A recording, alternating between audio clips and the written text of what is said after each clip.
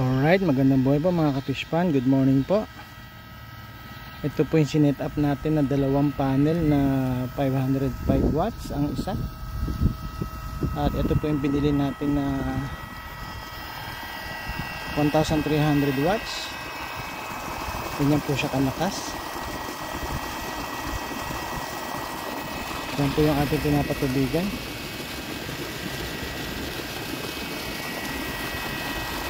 Tingnan niyo po kung gano'n siya kalakas. Yan po. Sa mga interesado po ay pwede kayong kumontak sa amin. At ang maganda pa po dito sa ating makina, mayroon po siyang positive, negative.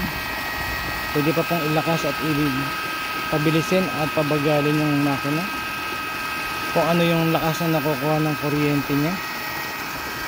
Yan po. Tingnan niyo po kung gano'n siya kalakas.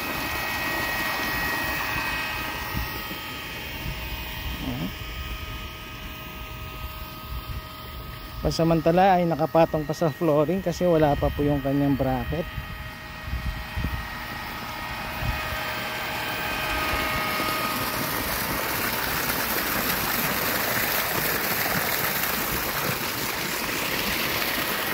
Didos lang po yung tubo namin pero ditres yung labasan niya. Pagka ginawa po namin didos yan, mas malakas syempre. Pero ito ditres po yan, punong-puno po siya.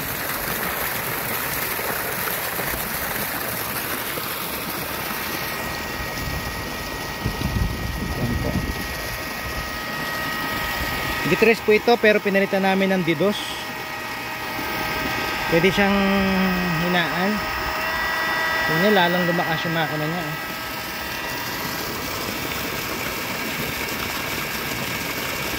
Dahil yung RPM po ang hahabulin niya. Pwede nyo rin po siyang dagdagan pa. Kaya lang humina na yung makina niya.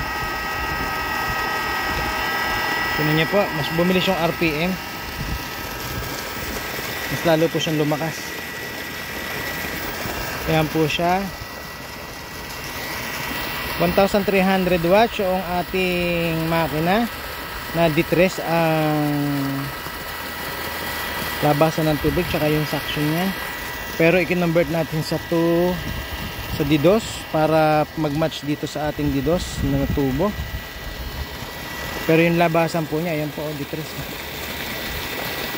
Ang bilis po niya, ang lakas po niya.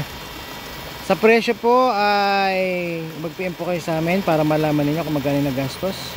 Pero kailangan pa po natin itong itayo. Lalagyan natin ng frame. Gagawin natin siyang parang bahay kubo kasi po baka matapakan ng mga kambing o ng mga hayop na po pwedeng pumunta rito. Pansamantala, ayan po muna yung sinet up natin. Tinesting po natin kung gaano siya kalakas. At ito nga po, napatunayan natin na malakas talaga siya. Ayan po siya. Okay po, maraming salamat. At stay safe po tayong palagi. God bless po sa ating lahat.